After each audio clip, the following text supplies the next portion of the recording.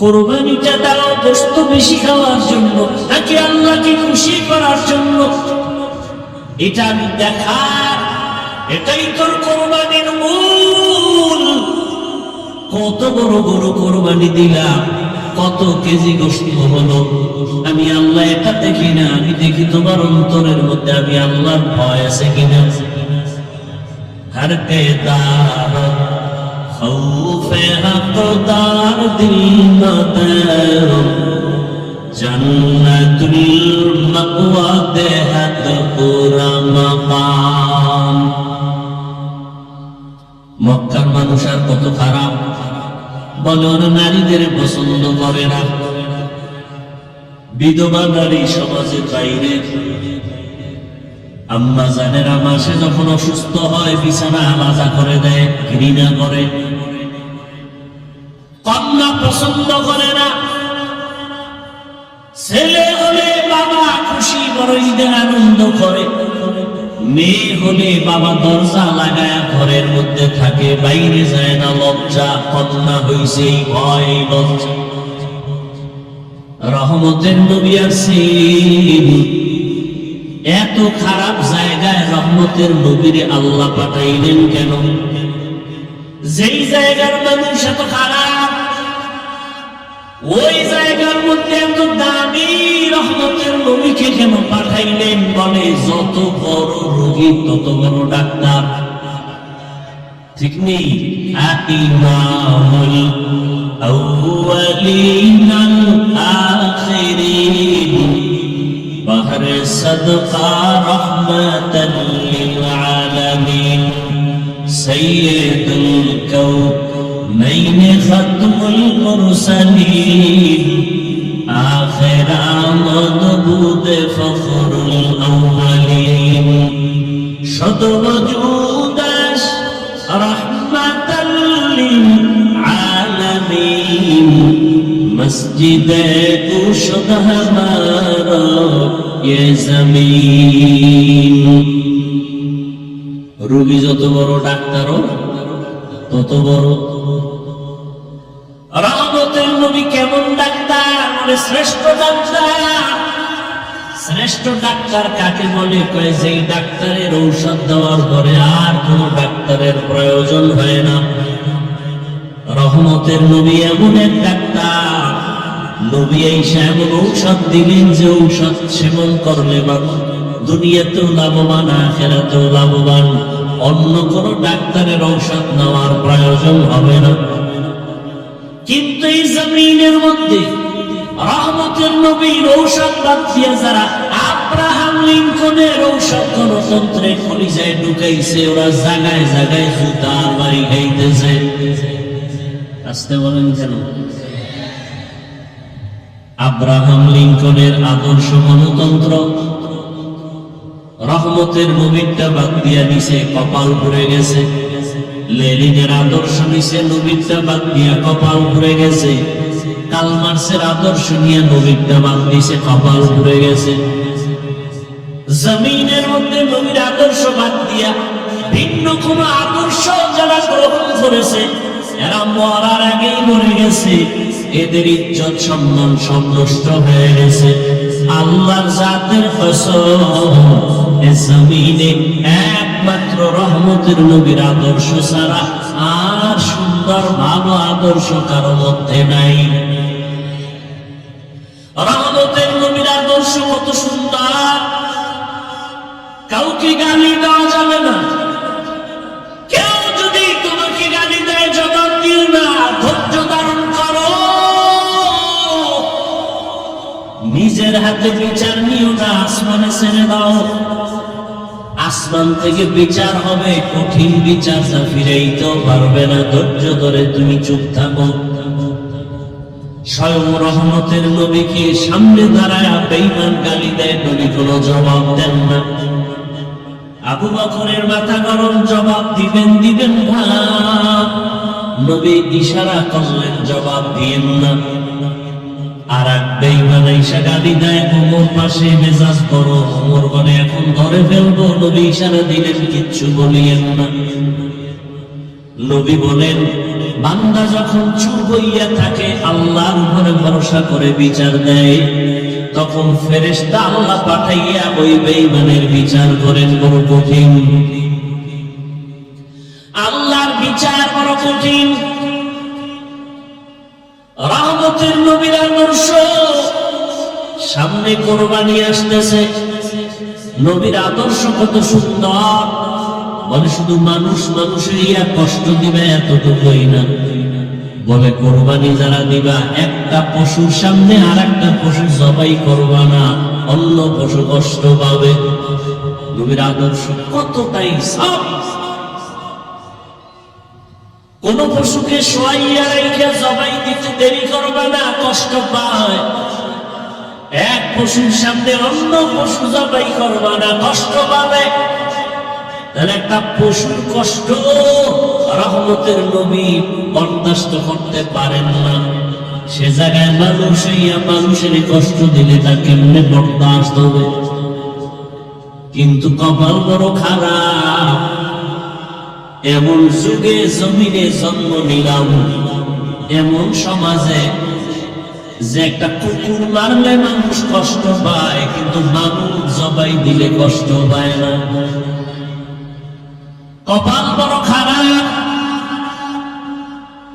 রহমতের নবীর আদর্শ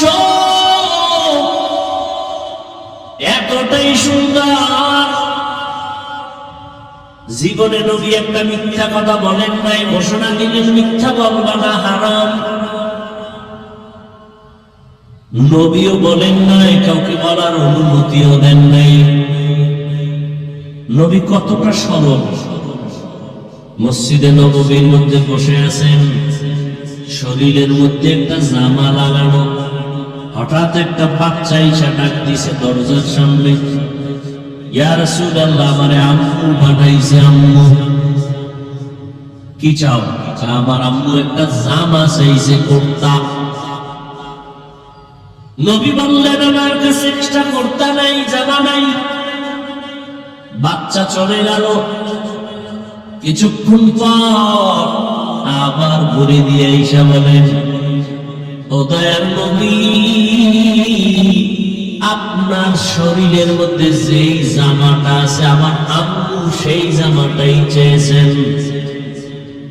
রহমতের নবী কেমন দয়ার নবী, নিজের জামাটা খুইলা দিয়ে দিছেন, খালি বডি নিয়ে নবী বসে আছেন। আপনি দিবেন? এই নিজের খানা অন্যকে দিবেন, এই মানুষ তো জমিনে নাই। নিজের গায়েরটা খুলে দিবে এমন কেউ নাই। রহমতের নবী নিজের গায়ের জামাটা খুলে দিলেন, খালি গায়ে বসা। হযরত বেলাল আসছেন আযান দেওয়ার জন্য, নজর পড়ে গেল রাসূলের দিকে, শরীরে পোশাক নাই, নবীর গায়ে জামা নাই। বেলাল লজ্জায় অন্যদিকে চলে গেলেন। জিব্রাইল এসে হাজির, আয়াত দিয়া দিলেন, ও নবীকে জানায় দাও, জিব্রাইল জানায় দাও, নবী যেন এত বেশি দান করে না যাতে লজ্জা পেতে হয়, আবার এত বেশি হাতটাকে যেন মুষ্টিবদ্ধ করে রাখে না যাতে বদনাম হয়।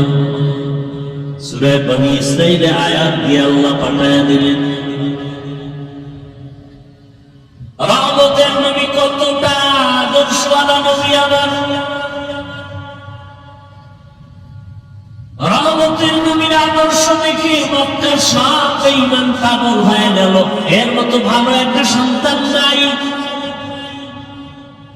দীর্ঘ 40টা বছর নবীজির আদর্শ দেখা সব কুফর, সব কাফের, সব মুশরিক মূর্তি পূজা করে। নবী কি এগো বলছে সি সি কাছে আসবা না? বলছে? কথা বলেন না কেন? আপনি কি করেন? আমরা তো মুশরিক তো দূরের কথা, কাফের তো পরে, খালি মাঝে মাঝে নামাজ ছাড়ে। এর দেখে আমরা দূর দূর দূর, তুই বেনামাজি আসবি না কাছে। আপনার নামাজ কবুল হইছে গ্যারান্টি? এত মাস্তানি ভাব কেন? রহমতের নবী মুশরিকের বুকে লাগায়, কাফের নবী আলিঙ্গন করেন,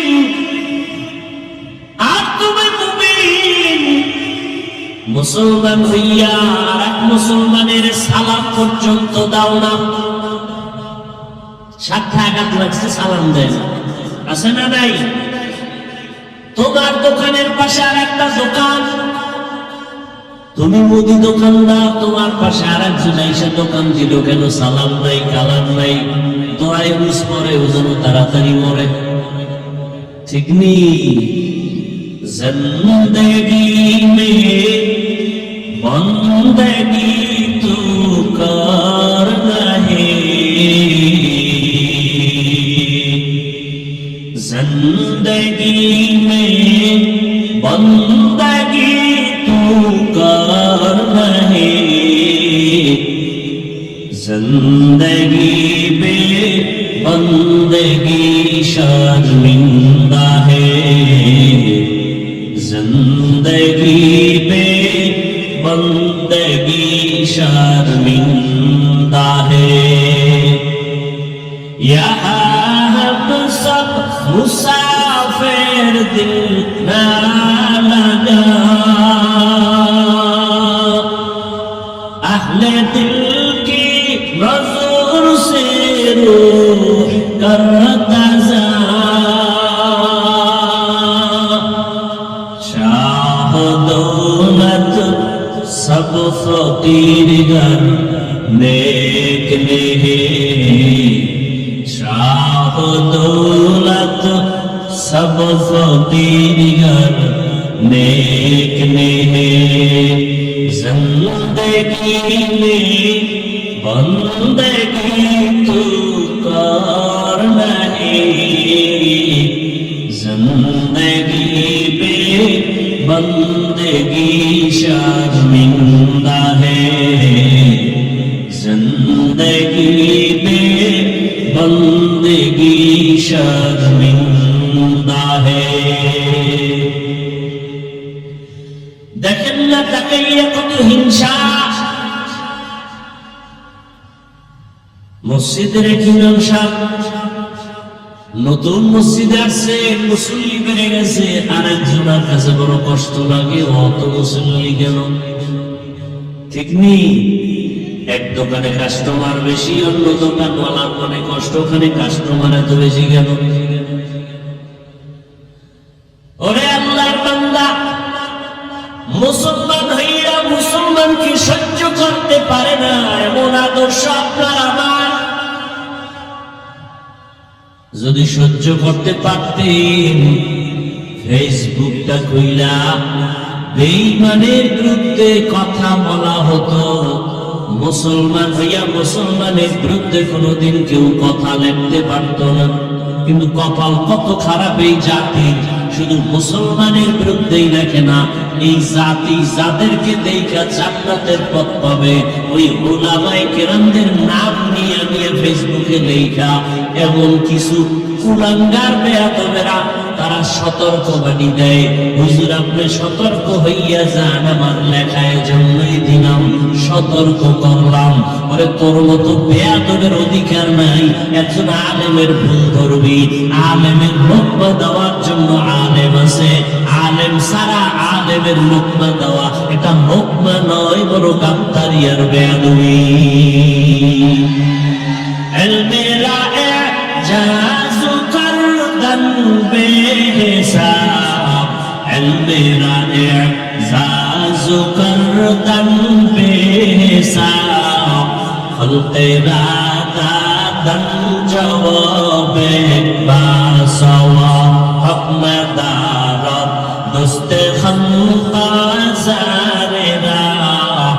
মিস্তগি খসলত একে দিনদারেরা।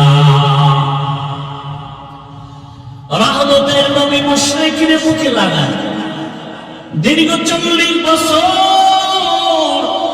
নবী কোনদিন কাউকে বলে না নামাজ পড়ো, জিকির করো, তেলাওয়াত করো, কোনো দাওয়াত নাই, শুধু হাসি মুখে ব্যবহার। 40 বছর পরে যখন আল্লাহ কোরআন দিয়েছেন, নবী এবার দাওয়াতের কাজ শুরু করলেন। নবীজির আদর্শ দেখে মক্কার মানুষ কেমন যেন পরিবর্তন শুরু। এত খারাপ, এত খারাপ, এত খারাপ সেই মানুষ, এত ভালো, এত ভালো, কিয়ামত পর্যন্ত তাদের স্বর্ণাক্ষরে নাম লেখা। খারাপ মানুষ এত দামি হয়ে গেল। আল্লাহ পাক জিবরাইলের দিয়া লিস্টি পাঠায় দিয়া কয় নবীরে জানাও, এই লিস্টিতে যাদের নাম আছে ওই সমস্ত নবীর ছাত্র সাহাবা, এরা বিনা হিসাবে জান্নাতি।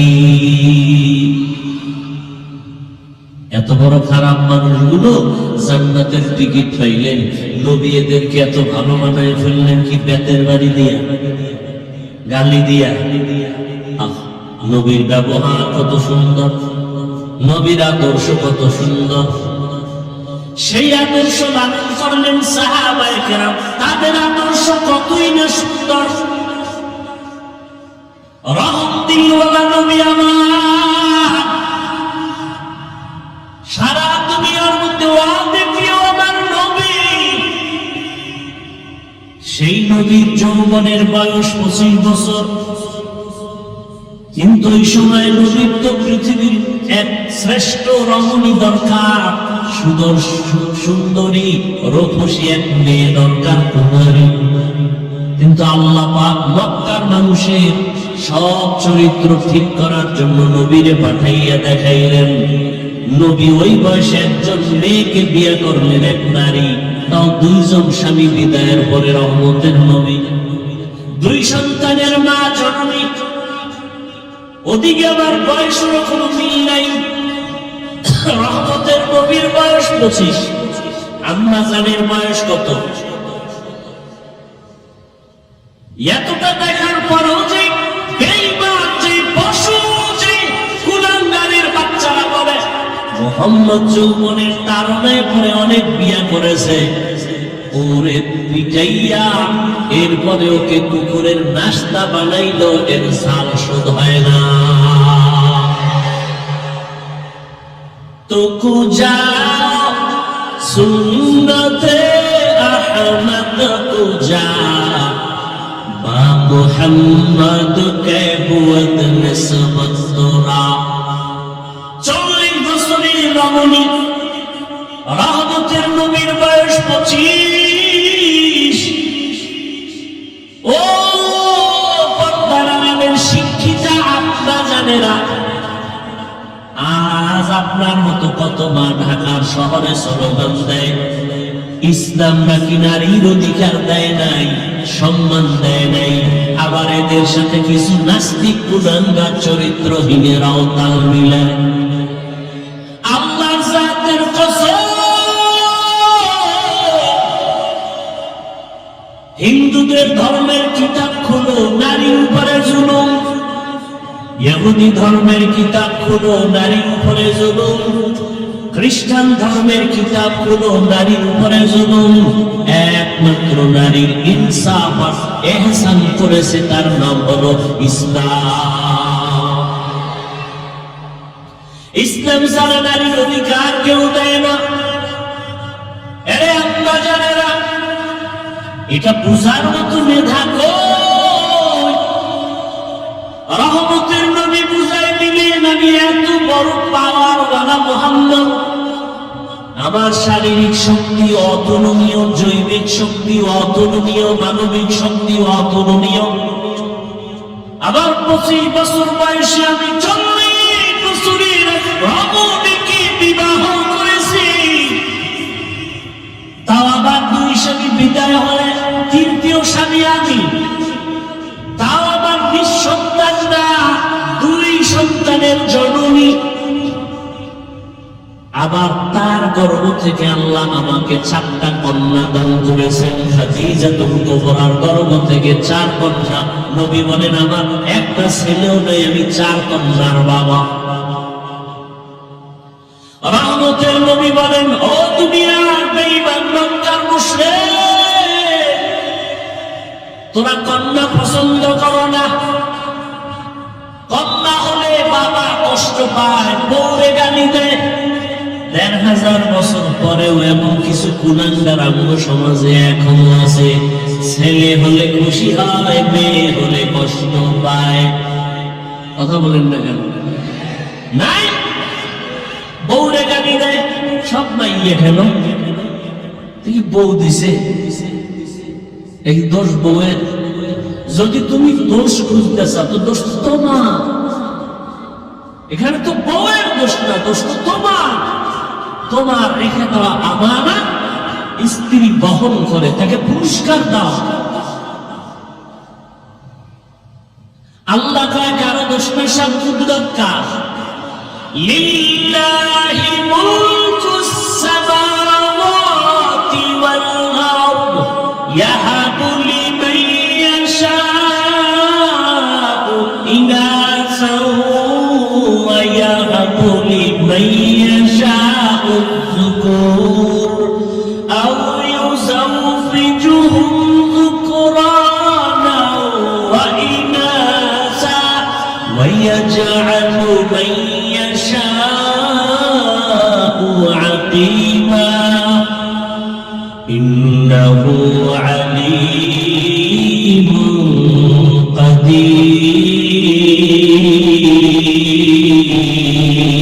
قدير। আল্লাহ বলেন আসমান জমিনের ক্ষমতা কার? আল্লাহ বলেন আমি চাইলে কাউকে ছেলে দেই, কাউকে মেয়ে দেই, কাউকে দুটোটা দেই, কাউকে কোনোটাই দেই না। ক্ষমতা কার? আল্লাহর কুদরত। তুমি স্লোগান দাও, ছেলে হোক মেয়ে হোক, দুটোর বেশি নয়, একটা হলে ভালো হয়। আবার একজন বলি না হইলে তো আরো ভালো। আল্লাহ কয় না, সন্তান আমি দেই, রিজিকও আমি দেই। মানুষের সংখ্যা যখন কম ছিল, খানার অবস্থাও কম, এখন বাড়ছে, খানার পরিধিও বেড়ে গেছে। 1% জায়গার মধ্যে 50 বছর আগে যেই পরিমাণ ধান হইতো, এখন কম না বেশি? সরকার বাড়াইছে, তোমার আম্মা বাড়াইছে না? কে বাড়াইছে?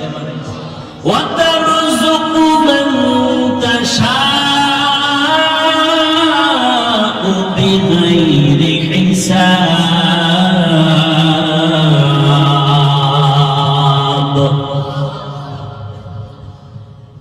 আগে 10টা পেয়ারা খাইলেও টের পাওয়া যায় না, এখন এত বড় বড় পেয়ারা একজনে একটা খেতে পারি না। কে বানাইছে? এত হাজার হাজার মাছের খানা যিনি দিতে পারেন, হাজার হাজার প্রাণীর খানা যদি জঙ্গলে দিতে পারেন, সেই মালিক মানুষ তোমার কেন দিতে পারবে না? এত অন্তর কেন তোমার দুর্বল? রহমতের নবী বলেন, এই খাদিজার গর্ভ থেকে আমার কয়টা কন্যা? 4 কন্যা, আমার কোনো ছেলে নাই। মক্কার বেঈমানেরা ঘুরে ঘুরে কয় মুহাম্মদ মরে গেলে বংশ শেষ, ধরে রাখার কোনো ছেলে নাই। নবীর মনে কষ্ট। আল্লাহ বলেন আপনার কোনো চিন্তা নাই, ইন্না আতাইনাকাল কাউসার, আমি আপনাকে কাউসার দান করব, আর এই কাউসারের দ্বারা সম্মান থাকবে কিয়ামত পর্যন্ত। রহমতের নবী বলেন, আমি কত দামি ব্যক্তি যে আমার একটা ছেলে নাই, আমি 4 কন্যার বাবা। ও দুনিয়ার কন্যার মা বাবারা, শুনে রাখো, একটা কন্যা যদি কেউ পাও, ও বাবা তুমি একটা কন্যা পাইছো, তুমি একটা জান্নাতের মালিক। 2 কন্যা পেয়েছো, তুমি 2টা জান্নাতের মালিক। 3টা কন্যার বাবা হয়েছো, তুমি 3টা জান্নাতের মালিক। তুমি 4 কন্যা পেয়েছো, তুমি 4টা জান্নাতের মালিক। মক্কার মানুষ কত খারাপ, কন্যাকে শুধু অপছন্দ করে তাই না, বাবা হইয়া কন্যাকে জ্যান্ত চাপা দিয়া, পাথর চাপা দিয়া মেরে ফেলে। এতটা খারাপ মানুষ, সেখান থেকে ভালো মানুষে পরিণত করলেন রহমতের নবীর আদর্শ। এরে আল্লাহর গোলাম, হাসরের ময়দানে তো কঠিন। ওই সময় যদি আমার আল্লাহ জিজ্ঞাসা করেন, হাজারো কোটি কোটি কোটি কোটি মানুষের ভেতরে আমি আজ একজন মানুষ চাই যে সবার সামনে পুরস্কার দিব। কোন মানুষ বলে যে মানুষটা প্রথম আমার হাবিবের হাতে কালেমা পড়েছে? দাঁড়াও আম্মা জানেরা, ভালো করে খেয়াল করেন। হাসরের ময়দানে প্রথম আল্লাহ যদি জিজ্ঞাসা করেন নবীর হাতে কে কালেমা পড়েছো? দাঁড়াও, একজন পুরুষও দাঁড়াবার ক্ষমতা রাখবে না। ওই সময় রহমতের নবীর হাতে কে প্রথম কালেমা পড়েছে এই প্রশ্নের জবাবে একজন নারী দাঁড়ায় বলবে, হে আল্লাহ, তোমার এই কথা আমি সেই ব্যক্তি, একজন নারী প্রথম মুহাম্মদের হাতে কালেমা পড়েছি। আমি প্রথম নারী, ইতিহাসের পৃষ্ঠায় আমার নাম খাদিজা। নারীর সম্মান কি পরিমাণ ইসলাম দিয়েছে বুঝাবার সময় নাই রে বাবা। কিন্তু আজকে যারা বলে নারীর সম্মান দেয় না, ওরা কি চায় না চায়? নারীদের বেপরদায় নামাইয়া ভোগের সামগ্রী বানাবে, জেনা বেবিচার কইরা পুরা দেশটাকে বেশ্যা পাড়া বানাতে চায়। ওরা লম্পট, ওরা নারীর দুশ্মন, ওরা মানবতার দুশ্মন, ওরা স্বাধীনতার দুশ্মন, ওরা রাসূলের দুশ্মন, ওরা ইসলামের দুশ্মন। ওদের মতো লম্পট চরিত্রহীন জমিনে আর কেউ নেই। ওরা তাসলিমার ফুটানো বাচ্চা।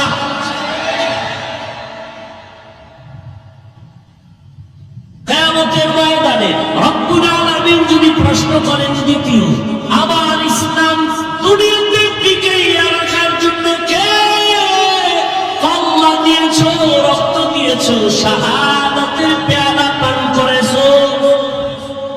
কিয়ামতের ময়দানে কোনো পুরুষ দাঁড়াবার সাহস রাখবে না। সাইয়্যিদুশ শুহাদা, যাকে বলা হয় আমিরে হামজা রাদিয়াল্লাহু আনহু, রাসূলের চাচা, তাকে বলা হয় শহীদদের সর্দার, তিনিও দাঁড়াবার সাহস নাই। আল্লাহর প্রশ্ন হলো, শহীদের ময়দানে প্রথম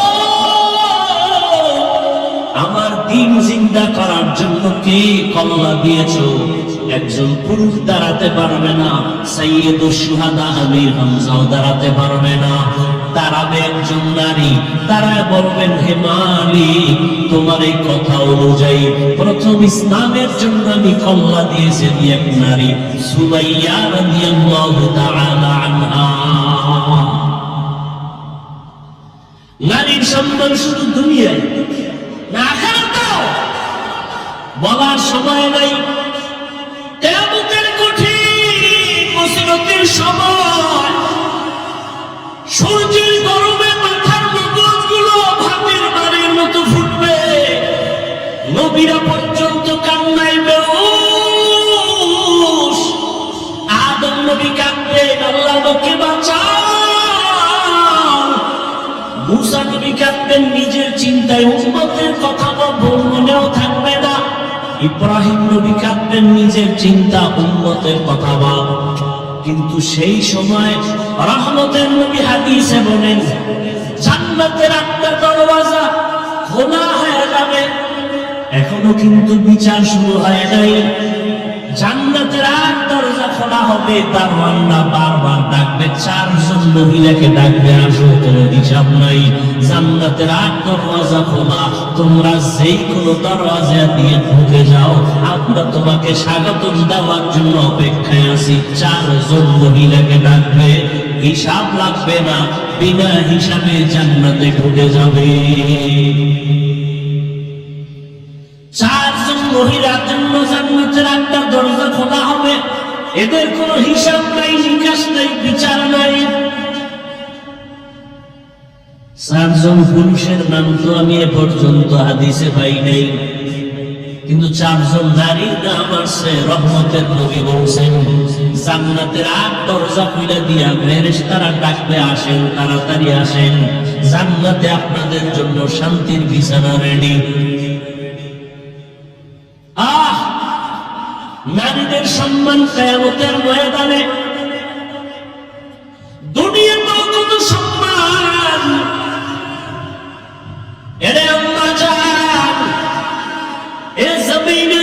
নবী রাসূল আছেন সব আপনাদের অবদান। আপনারা তো তাদের মা, হাফেজে কোরআনের মা, আলেমের মা। এরে আম্মা জানেরা, আমরা পুরুষেরা জুমার জন্য মসজিদে যাওয়া লাগবে না ঘরে পড়লে হইব? ঈদের নামাজের জন্য ঈদগাহে যেতে হবে, তাই বৃষ্টি বুঝি না দৌড়মার। আম্মা জানের কত সম্মান, কত ইজ্জত আমার নবী বলেন। আম্মা জান, পুরুষেরা মসজিদে গিয়া জুমা আদায় করবে, ঈদগাহে গিয়া ঈদের নামাজ আদায় করিয়া সওয়াব পাবে। আম্মা জানেরা ঘরের মধ্যে থাইকা নির্জনে নিরিবিলি পরিবেশে একেবারে গোপনীয়তা রক্ষা করে যদি আম্মা জান ঘরে নামাজ পড়ে, পুরুষেরা কষ্ট করিয়া মসজিদে গিয়া যা পাবে আল্লাহ মাদেরকে তা দান করবেন ঘরে রাখিয়া। সুবহানাল্লাহ। কত সম্মান! আমরা পুরুষেরা যদি সহজে জান্নাতে যেতে চাই শাহাদাতের দরজা দিয়া, আম্মা জানদের শহীদের দরজা আরো কত আসান। আমাদের বেঈমানের মোকাবেলায় গিয়ে যুদ্ধ করা লাগবে। নবী বলেন, মা গর্ভের মধ্যে বাচ্চা নিয়ে যখন কষ্ট করে, আম্মা জানেরা বাচ্চা নিয়ে যখন গর্ভে কষ্ট করে, খানার প্লেট নিয়েছে খাবে, বাচ্চা পেটে এমন আঘাত করেছে মা খেতে পারে নাই, চোখে পানি ছেড়ে কান্নার আওয়াজ। রহমতের নবী বলেন, এই মা যে খেতে পারলো না, এক একটা দিন রোজার বরকতের সওয়াব পেয়ে যাবে। আর জোরে বলেন, এমন ইমান দুর্বল হয়েছে। আম্মা জান রাতের বেলা বাচ্চা ব্যথায় ঘুমাইতে পারে না। রহমতের নবী বলেন, এক একটা রাত কদরের রাতের ইবাদতের সওয়াব আল্লাহ দান করবেন। আম্মা জান যেদিন বাচ্চা প্রসব হবো, আমি দুনিয়াতে আসবো, আম্মা জানের কান্নার এত পরিমাণ আওয়াজ যে আম্মা জানের কণ্ঠের আওয়াজ বাহিরে যায় না, সে আম্মা জান বেকরার হয়ে গেছে। সাত আসমান মুখে বোধহয় মাথায় চেপে বসছে মায়ের কান্নার আওয়াজ। রহমতের নবী বলেন, ওই অবস্থায় কত নারী মরে যায়। বাচ্চা প্রসবকালে যদি কোনো আম্মা জানের ইন্তেকাল হয়ে যায়, বিনা হিসাবে শহীদি মর্যাদা নিয়ে জান্নাতে যাবে। কত মর্যাদা নারী!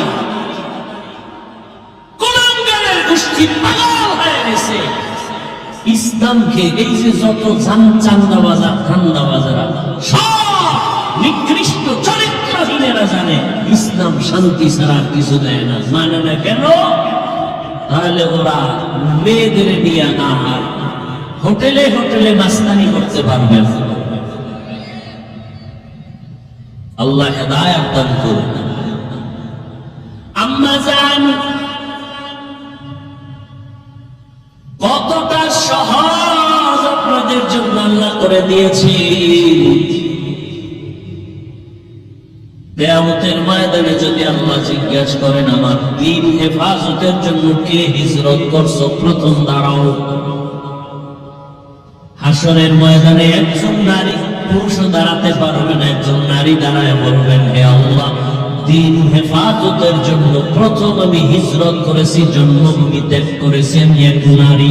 রহমতের নবীর মেয়ে রুকাইয়া রাদিয়াল্লাহু তাআলা আনহা, উসমান রাদিয়াল্লাহু আনহুর বিবি।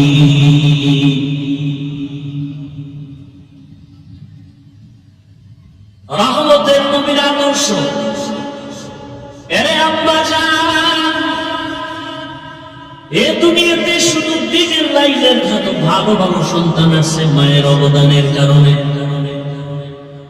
খাজা মঈনুদ্দিনের ঘটনা আমি প্রায় সময় বলি, আপনারা জানেন।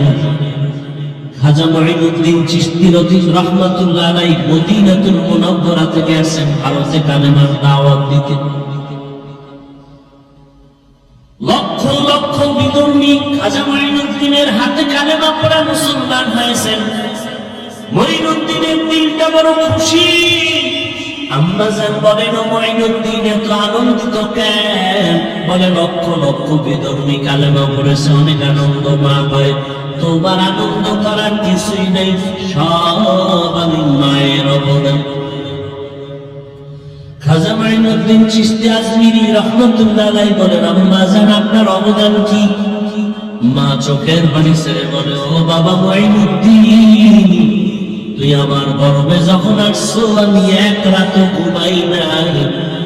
আমি সেজদায় পড়ে আমি মালিকের দরবারে কান্না করে দোয়া করেছি, তো দয়ার মালিক আমার গর্বের সন্তান তোমার ওলি হিসাবে দুনিয়ায় পাঠাই। আমার সন্তান মঈনুদ্দিন, তুই দুনিয়াতে আসার পর আমি মা তোকে যতদিন পর্যন্ত দুধ পান করাইছি, আল্লাহর জাতের কসম একটা ফোঁটা দুধও আমি তোর মুখে বিনা ওযুতে দেই না। খাজা মঈনুদ্দিনের মা কান্না করে, বাবা এক ফোঁটা দুধও তোর মুখে বিনা ওযুতে দেই নাই। একটু চিন্তা করতে পারেন, এই মায়ের সন্তান জগৎ বিখ্যাত হবে না তো কে হবে?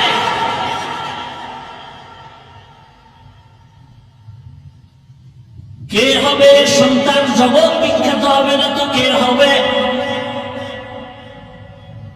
এরে আম্মাজান, এই জন্যই তো বাবার তুলনায় মায়ের আদর্শ আরো বেশি ভালো হতে হবে। কারণ একটা সন্তান বাবার থেকে মাকে ফলো করে বেশি, মায়ের কাছে সময় কাটায় বেশি। একটা সন্তান বাবার কাছে সময় বেশি কাটায় না মায়ের কাছে?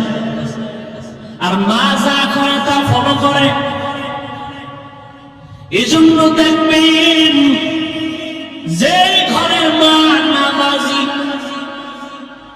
আজান যখন হয় মা কাপড় টেনে দেয়। দেখছেন নি? যখন আজানের আওয়াজ পায়, যত বড় উল্টা পাল্টা মহিলা হোক না কেন, কাপড় টেনে দেয়। পাশে একটা বাচ্চা ও দেখে দেখে শিখতেছে। একদিন কাপড় টান দিছে, মা কয় গুনা গুনা টানিস না, গুনা। বাচ্চা তো গুনা বুঝে না।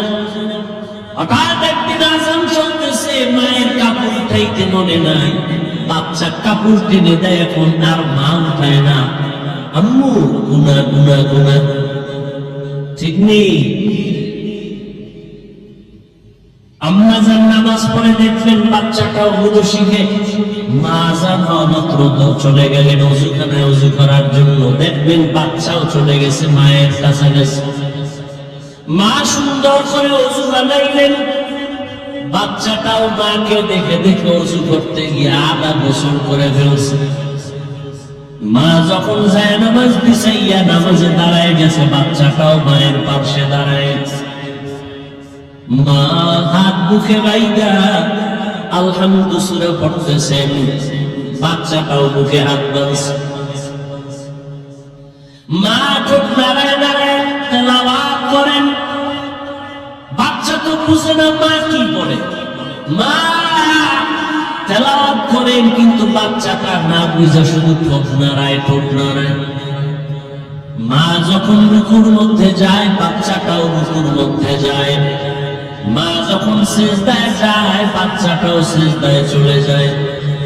মা কপালের নাক থেকে সিজদা করে, বাচ্চাটা গাল মাটিতে মানে মায়ের চেহারা দিয়ে তাকায়। তাকায় দেখে মা ঠোঁট নাড়ায়, বাচ্চাটাও ঠোঁট নাড়ায়। আমার মালিকের কুদরতি অন্তরে মায়ার জোশ। আল্লাহ ডেকে বলেন, ফেরেশতা তাকায় দেখ ওই বাচ্চাটা ঠোঁট নাড়ায় কেন? বলে ওর মা ঠোঁট নাড়ায়। বলে ওর মা কি বলে? বলে ওর মা বলে সুবহানা রাব্বিয়াল আ'লা। আল্লাহ বলে লেখ এই বাচ্চাও বলে সুবহানা রাব্বিয়াল আ'লা। এই বাচ্চার তো আমল নামা নাই, সওয়াবগুলো মায়ের আমল নামায় উঠাইয়া দাও। আতিনা ফি দারে দুনিয়া না হাসান, আতিনা ফি দারে উকবা না হাসান, ইয়া গিয়াসাল মুস্তাগীসিন ইহদিনা ইফতিখারা بالعلوم والغنى ہر گوری دینے کو تو تیار ہے، جو نہ مانگے اس سے تو بیزار ہے۔ ও আমার পর্দার আড়ালের মা বোনেরা, ও যুবক, ও বৃদ্ধ বাবাজিরা, কয়দিন আর দুনিয়ার রং তামাশায় ঘুরবেন?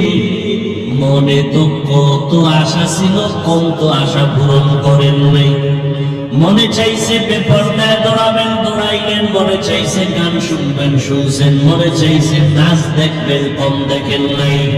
মনের সব মিটাইয়া পার্কে পার্কে কত ঘুরলেন, কত মোবাইল দিয়ে গুনাহ করলেন। এখনো কি তওবা করবেন না?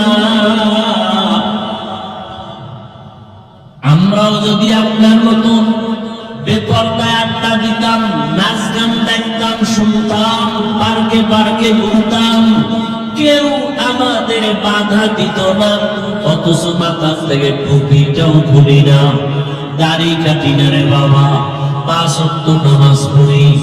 এরপর আবার আপনাদের পাও ধরিয়া ধরিয়া বুঝাই আপনারাও নামাজ আদায় করেন। রে আল্লাহর বান্দা, কি লাভ? একবারও চিন্তা করলাম না, নিজের বাড়ি নিজের ঘর বাদ দিয়া, চিন্তা বাদ দিয়া আপনাদের পেছনে দৌড়াইয়া পাও ধীরে ধীরে তো বুঝাই কেন? কি লাভ? আপনারা যে আমাকে টাকা দিবেন তাও তো না, বরং আমাদের গালি দেন তাও শুনি, আমাদের বিরোধিতা করেন তাও জানি, টুপির বিরুদ্ধে বলেন তাও জানি, দাড়ির বিরুদ্ধে বলেন তাও জানি, জামার বিরুদ্ধে বলেন তাও জানি, মাদ্রাসার বিরোধিতা করেন তাও জানি। এরপর আমরা আপনাদের জবাব দেই না, গালি দেই না, বরং বিনয় দিয়ে হয়ে আপনাদের কাছে নরম ভাবে বয়ান করি, পাও ধীরে ধীরে বয়ান করতে চাই। ও আল্লাহর বান্দারা, কারণটা কি? একমাত্র কারণ শুরুতেই কিন্তু বলছিলাম, দিনের সহি বুঝ বড় কঠিন সম্পদ। দিনের বুঝ যখন আসবে, মরিয়া গেল বান্দা আর নামাজ ছাড়বে না। চিন্তা ভাবনা করে দেখলাম, ওরে টাকার পেছনে, বাড়ির পেছনে বেপরদায় গুনাহ কইরা কয়দিন। ও আল্লাহর বান্দারা, দুনিয়াতে গুনাহ করিয়া করিয়া কেউ তো দুনিয়াতেই সম্মান পায় না, আখিরাতে তো কিছুই পাবে না।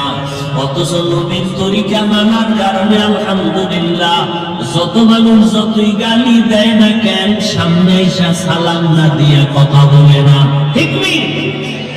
যত মানুষ আমাদের বিরোধিতা করুক না কেন, কিন্তু সামনে এসে সালাম দেয়, মোহাব্বত করে দোয়া চায়, হুজুর দোয়া করবেন, আমার মতো গুনাহগার কেউ নাই। এই সম্মান টাকা দিয়ে পাওয়া যায় না। এই চিন্তা ভাবনা করে দেখলাম, আসলেই আমার মাওলার কথাই তো ঠিক, নবীর কথাই তো ঠিক। নবীর কথা মানার কারণেই তো আজকে এত সম্মানে আছি, নবীর আদর্শ মানার কারণেই তো এত সালাম পাইতেছি, নবীর আদর্শ মেনে চলার কারণেই তো এত সম্মান, এত মোহাব্বত, এত ভালোবাসা। এই জন্যই চিন্তা করে দেখলাম, আল্লাহর নবীর আদর্শ ছাড়া আর কোনো ভালো আদর্শ নাই।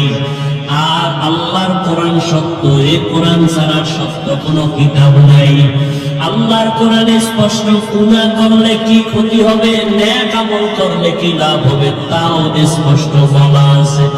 ওরে আল্লাহর বান্দারা, চিন্তা ভাবনা করে দেখলাম, নবীর হাতে কালেমা পড়িয়া সাহাবায়ে কেরাম জান্নাতের টিকিট হাতে পাইয়া, এরপরেও যদি কান্না করেন কবরের ভয়ে, হাসরের ময়দানে দাঁড়াবার ভয়ে, আমার তো নামাজ নাই, রোজা নাই, তেলাওয়াত নাই, কিছুই নাই, মানুষকে দেখাবার জন্য যা করি, আল্লাহর কাছে আমি কেমন করে দাঁড়াবো এই চিন্তা করে চোখের পানি ছেড়ে দোয়া চাই, দোয়া করি।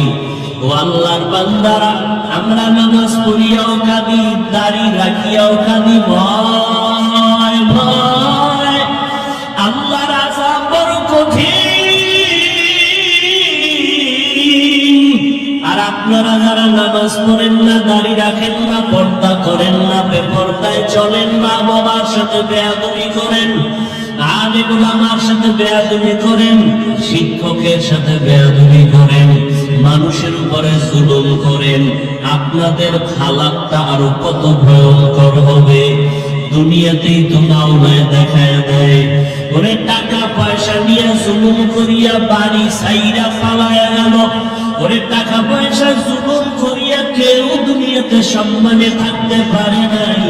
ওই নমরুদ, কই সাদ্দাত, কই হামান, কই কারুন, কই ফেরাউন, কই আবু জাহাল, কই আবু লাহাব, এক এক করে সব ধ্বংস হয়ে গেল।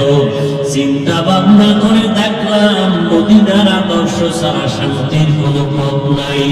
ও আল্লাহর বান্দারা, এই জন্যই তো তাকায় দেখলাম কত মানুষ যদিও মাদ্রাসায় পড়ে নাই, কিন্তু এরপর অনেক সম্মান। কেন? বলে স্কুলে পড়িয়াও নামাজ ছাড়ে না, কলেজে পড়িয়াও দাড়ি কাটে না, বেপরদায় চলে না।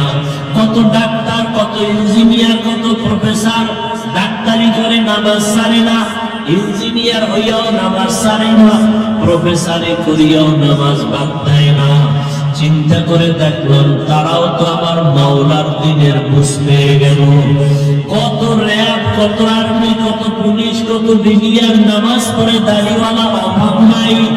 জেনারেল লাইনে তাকিয়াও কত মানুষ দিনের বুঝ পাইয়া নবীর আদর্শের আপন গলার মালা বানায় নিল।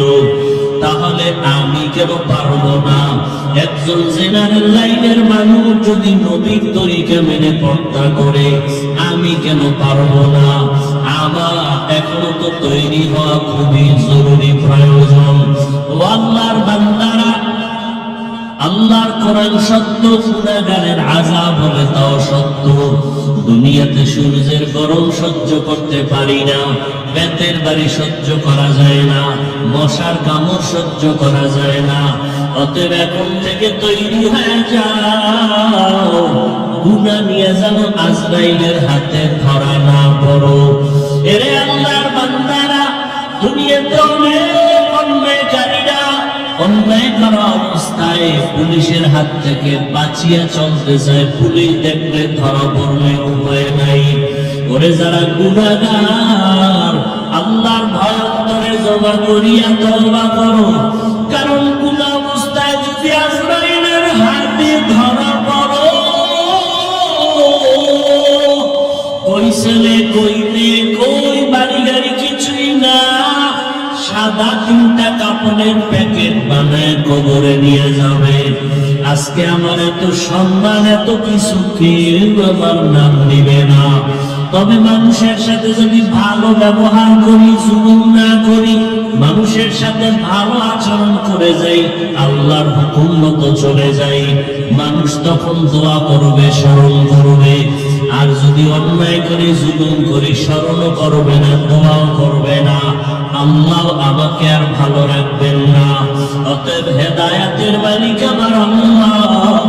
এখনো যারা নামাজ ধরতে পারো নাই রে যুবক বাবারা, স্কুলে পড়ো, নামাজটা ধরে ফেলো, কলেজে পড়ো, নামাজ ছাড়িও না, দাড়ি কাটিও না, বেপরদায় চলিও না।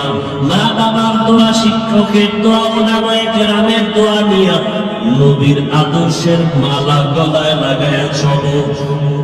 আল্লাহর কাছে খাঁটি তওবা করো, মরিয়া গেল আর দাড়ি কাটবা না, নামাজ ছাড়বা না, বেপরদায় চলবা না, মা বাবার বরদোয়া নিবা না, শিক্ষকের সাথে বেয়াদবি করে বরদোয়া নিবা না, ওলামায়ে কেরামের সাথে বেয়াদবি করে বরদোয়া নিবা না।